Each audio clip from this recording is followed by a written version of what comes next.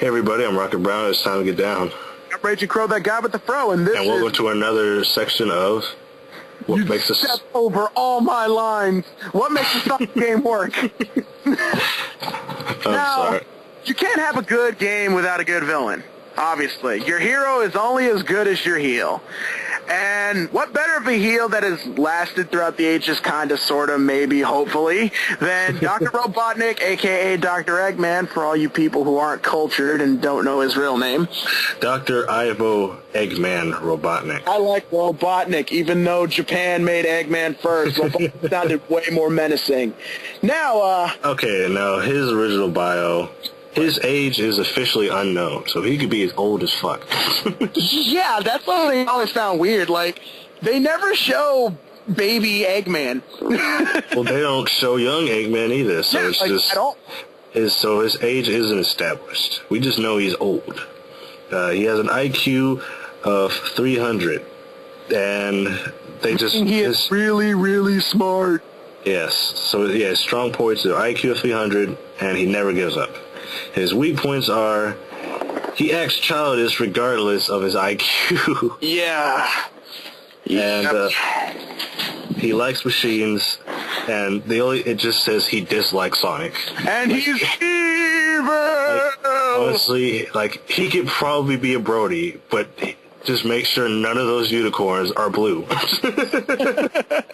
My God. God help you if any of these are blue! Yeah, pretty much. So Eggman...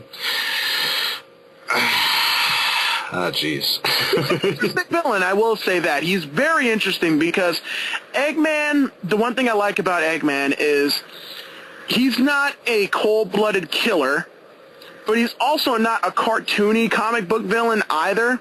He's the guy who's trying to... He basically I actually don't know how to... Doom-esque to me. He reminds me a lot of Dr. Doom because... Dr. Doom, yeah, there we go. Doom, because he thinks he's the best guy to rule the world. Yeah. And that's Doom's mentality. He's got that arrogance where he's like, I am the most... only I have the electronic metal brains to rule the Marvel world. Yeah, pretty much. I mean, his entire goal throughout the entire series is just to build Eggman Land. Yeah, he wants to build Eggman/Robotnick Land, and he wants to make it a tire city made out of machines. So, I mean, and on one hand, you could be like, well, Dr. Robotnick is pushing the technological agenda, which could benefit mankind, if you think about it. He could, but at the same time, he'd be kind of a dictator type thing. Exactly. Type guy. Because keep in mind... I think they kind of hint... I like how they hint at it in the old games. Like, you notice, the Sonic 1 and 2, his boss themes were very militaristic and whatnot, as opposed to Sonic 3, who were very, action-packed. No. And I thought that was a nice touch. That's true. It works for him because if you think about Robotnick as a villain, you might not necessarily be against him right off the bat. Right. Because... well, obviously, dude has made technological marvels that the rest of the world has yet to repeat or replicate. Mm-hmm. So, dude is a very compelling villain and also brings a very compelling case. Now, what makes a villain good is not evil for the sake of evil. He's not evil. He thinks he's doing the right thing in his own eyes, and that's how all villains should be written if you want to write them correctly.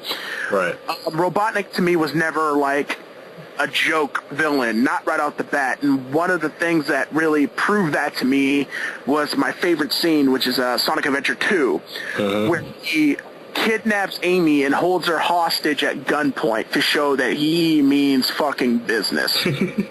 Now, I don't believe he would have shot Amy because Robotnick has never really bloodied his hands, if you know what I mean.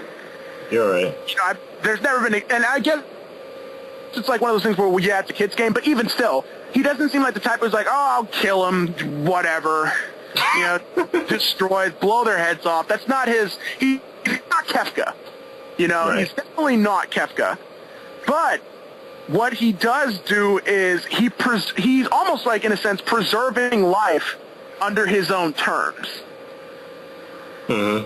you follow me. And I find that really interesting. That's why I think that Robotnik is actually quite a compelling villain if written correctly, because you can make it seem like, yeah, I'm a dictator, blah, blah, blah, blah, but, I mean, I'll make the world run efficiently, and you're not going to complain about that. Are you really going to complain when you have, like, robot jet-powered sports cars? Nope. Exactly. Now, as far as Robotnik's character, he's actually kind of interesting because, yeah, although he is childish, because dude's got like the worst temper issues like that can be imagined. He has a big temper and a big ego. Yeah. That's pretty much why he's childish. But he knows how to keep it in check, at least in the early games. If you noticed in the early games, he would still create partnerships and allies. Like in with Knuckles and Rouge. I mean, not Knuckles and Rouge. Well, technically Knuckles, actually. Yeah, Knuckles. Rouge, Shadow. He's made allies. He's made comrades, and he's actually shown that he gives a damn about his comrades. You know, worrying about Shadow when it comes to him not getting off the island. Yeah. But I actually really appreciate the fact that they show that Eggman is not just the stereotypical comic book villain that runs out, does a dramatic speech, and is just like, kneel before Zod, you know? Actually, one scene that actually interests me is actually from the handheld games. In Sonic 2, the first boss, you roll off the hill, and you're about to fall in the lava pit, but then Eggman saves you, so you're like, wait, is he a good guy now? But then he drops you only to have his machines fight you. Because he kind of got that Wolf O'Donnell syndrome from Starbucks, where it's like, the only person who's going to tan your hide is me. Yeah, pretty much, and I thought that was hilarious. And that's his ego, because if you think about it, any other normal villain would be like, oh, look, Sonic's careening into a lava pit. That's convenient. Yeah, no, I wanted to careen him into a lava pit. Exactly. Not nature.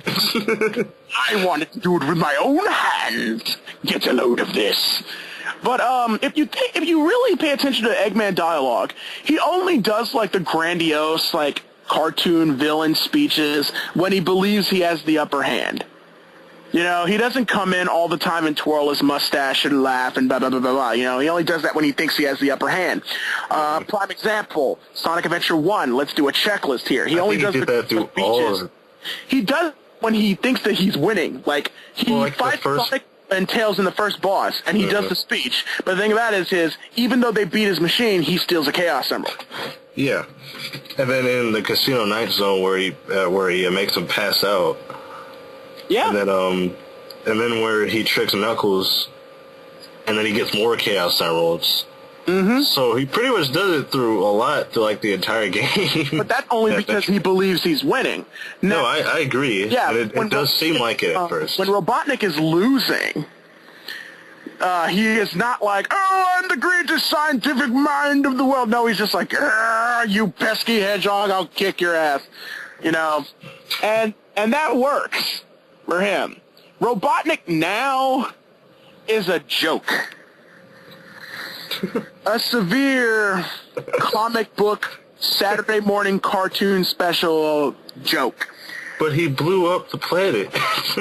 Yeah, congratulations. He blew up the planet. He also gets ridiculed by his own creations, Orbot and Cubot. He also got ridiculed by his past self. That, to me, is disheartening for a villain. You know what? You're absolutely right. God, I am a loser in the future. Maybe I should quit the mad scientist racket and start teaching again. Like, that to me, death. He killed the character. No more Sonic games.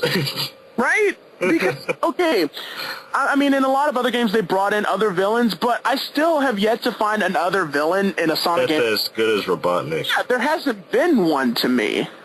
No, there hasn't. Shadow.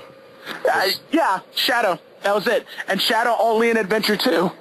Because in Adventure 2, if you think about it, literally, he was the real villain the whole time. Yeah.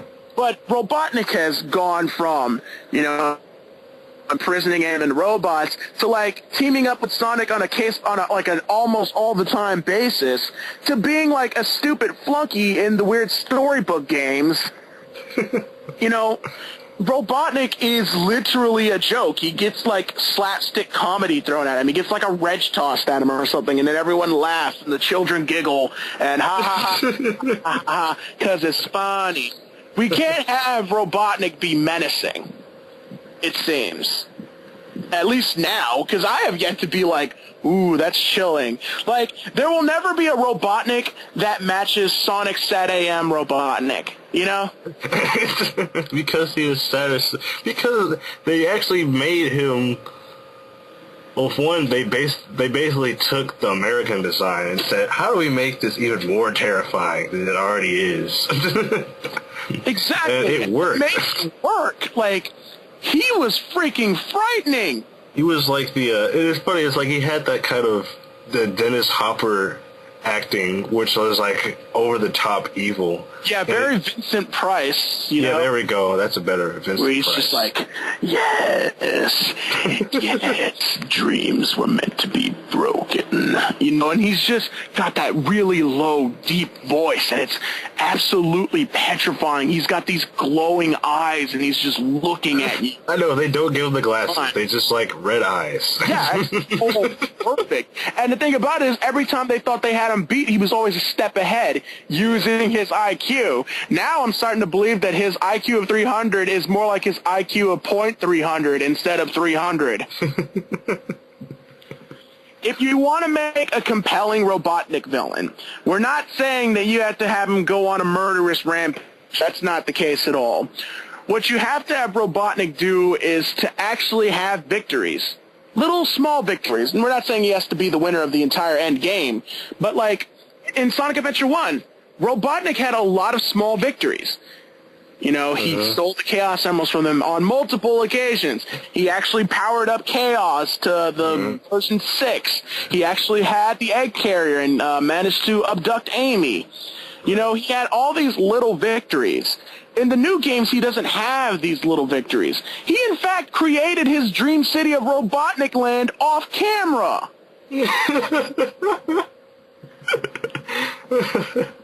And then it gets destroyed. Yep. Ah, jeez. I actually wanted to bring up that that's actually the case in the Archie comics. Even after the revamp with the After Adventure, like Eggman, he destroys Sonic's hometown. I think one of his best friends die at the hands of Eggman. And he almost nearly, you remember Antoine? Yeah. Yeah, he actually sabotages Metal Sonic to blow up in his face, and he almost dies. Nice. And he actually roboticizes Sonic's girlfriend, Sally Eggman. Oh, I remember that. I do remember that. And so he's just like his reactions to all of this is just like he's giggling like a little school child, and it's entertaining. Yeah, because but it's also compelling. Like he's willing. He's winning. That's the thing about it. It's like he's getting his victory. He's getting his rocks off to it, and it's like I can't blame him. Like especially in the games, dude just is ridiculed up and down. You can't have if you're gonna have a villain that's a complete and utter joke, then the game player, like us, the player, will not be considering him a threat. We won't. Yeah. We'll just be like, oh, he'll come in, twirl his mustache, someone will throw a wrench at him, his robots will laugh, and then we'll beat him up, and then we'll go home and eat pizza. You know, that's how Robotnik's villainousness he was kind of like the Shredder in the old Ninja Turtle cartoons. Yeah. So if you want to make Robotnik work, you got to give him little victories. You got to give him a compelling personality. You cannot make him a slapstick sideshow character that gets mocked and ridiculed. Yeah, it's one thing for Sonic to talk shit to him, but it's another thing for his own creations to talk shit to him. You know, right. In the Sonic Sat AM cartoon, Snively would talk shit under his breath. Because he's scared of the Robotnik heard him. Oh, dear God. Yeah, pretty much. And roboticizer, and that'd be it. Yeah.